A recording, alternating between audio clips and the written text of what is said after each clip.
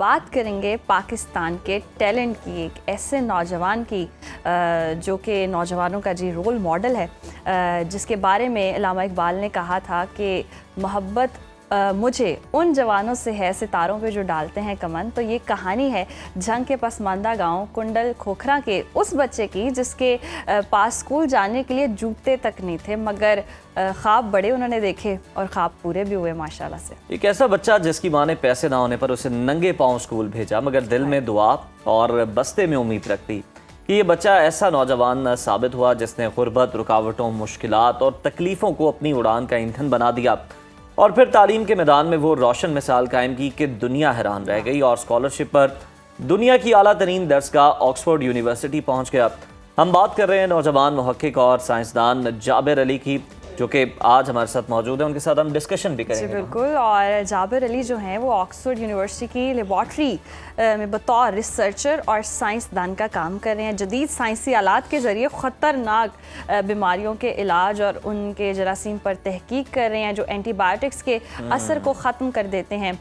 इस वक्त जाबिर अली हमारे साथ मौजूद हैं, तो आइए उनसे बात करते हैं। सबसे पहले तो आपकी इस कामयाबी पर बहुत बहुत आपको मुबारक हो, और आप नौजवानों के लिए रोल मॉडल भी हैं, पाकिस्तान का फ़ख्र भी हैं। इस कामयाबी पर आपके जज्बात क्या हैं, वो हमसे शेयर करें।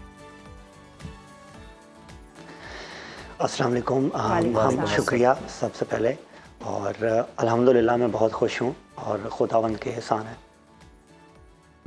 अच्छा जाबिर, हमें बताइए ज़रा अपनी स्टोरी के हवाले से, जर्नी के हवाले से।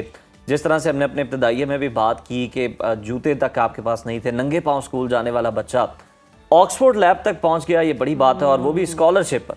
तो पहली मुश्किल आपको कौन सी लगी और कौन सी रुकावट जो थी आपको लगता था कि ये अगर मैंने अबूर कर ली ना तो फिर आगे वो कहते हैं ना सत्ते खैरान यानी फिर मैं कर जाऊंगा।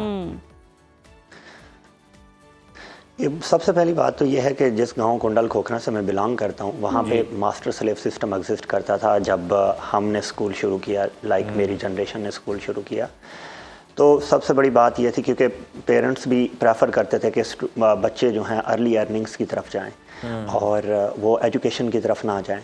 तो सबसे बड़ी रुकावट यही थी कि मुझे ये था कि मुझे ये क्रॉस करनी है, मुझे एजुकेशन में रहना है, देन मैं कुछ कर लूँगा। सही, ज़बरदस्त। अच्छा जाबिर, हमने देखा कि आपको पहले 2 बार ऑक्सफोर्ड में एडमिशन मिला, मगर आपको स्कॉलरशिप नहीं मिली, तो तीसरी बार स्कॉलरशिप कैसे मिली? इस जर्नी के हवाले से बताइए।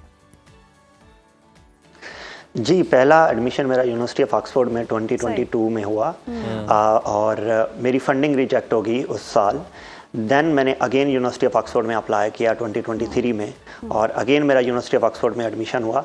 2022 और 2023 के जो दरमियान वाला ईयर था उसमें मैंने दुनिया की बहुत सी यूनिवर्सिटीज़ में अप्लाई किया। ऑलमोस्ट 70 रिजेक्शन हुई मुझे ऑल अराउंड द ग्लोब। लेकिन 2023 में अगेन मुझे यूनिवर्सिटी ऑफ ऑक्सफोर्ड में एडमिशन मिला और ऑक्सफोर्ड पाकिस्तान प्रोग्राम के अंडर मुझे फिर स्कॉलरशिप मिली, और अभी मैं यूनिवर्सिटी ऑफ ऑक्सफोर्ड में डी.फिल कर रहा हूँ, डी.फिल केमिकल बायोलॉजी में, और ये मेरा 3rd ईयर है PhD का। अच्छा जाबिर, ये आपकी बात के अंदर बड़ा ज़बरदस्त मैसेज है। आपने कहा कि मैंने 70 के करीब यूनिवर्सिटीज़ में अप्लाई किया, रिजेक्शन का सामना करना पड़ा, 2 बार ऑक्सफोर्ड में स्कॉलरशिप नहीं मिली। क्या चीज़ थी जिसने आपको आगे बढ़ने का हौसला दिए रखा, आपको रुकने नहीं दिया? मतलब इतनी रिजेक्शन के बावजूद हमारे नौजवान बहुत जल्दी मायूस हो जाते हैं, आपको कौन सी चीज़ थी जिसने आगे बढ़ने पर मजबूर रखा?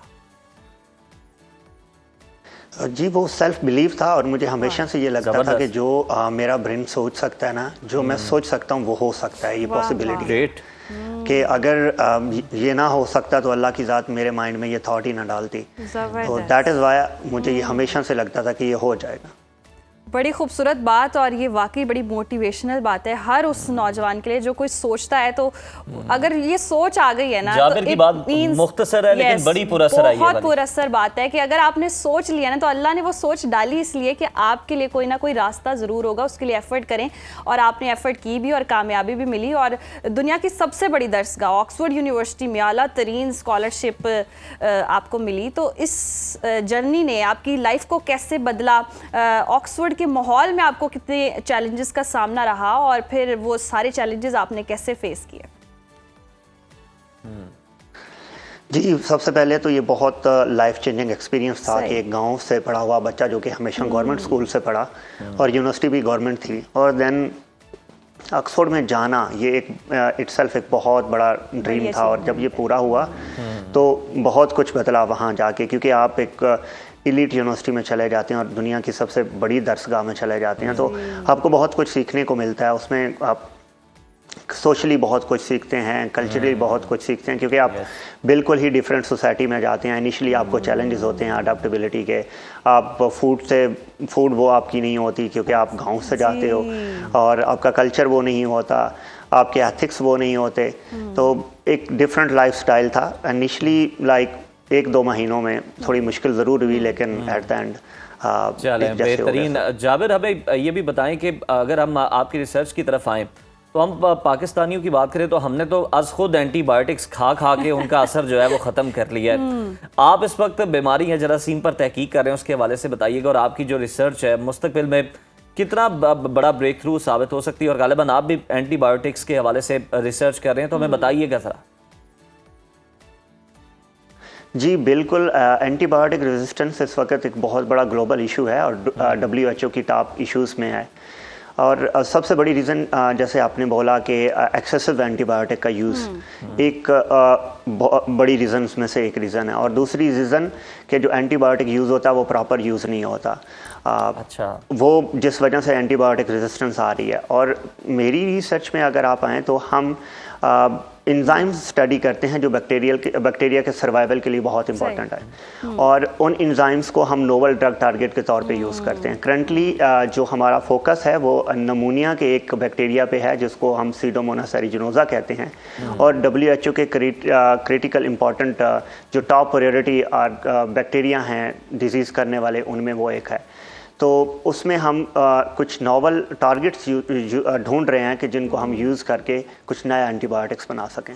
ज़बरदस्त जाबिर, ये तो आपने अपनी तहकीक के हवाले से बता दिया। लास्टली उन नौजवानों के लिए क्या मैसेज देना चाहेंगे जो कहीं ना कहीं लाइफ में स्टक हैं, आगे बढ़ना चाहते हैं, सोच भी रखते हैं, पॉजिटिव सोच भी रखते हैं, बट कहीं ना कहीं डिमोटिवेट हैं, तो उनके लिए आप क्या मैसेज देना चाहेंगे?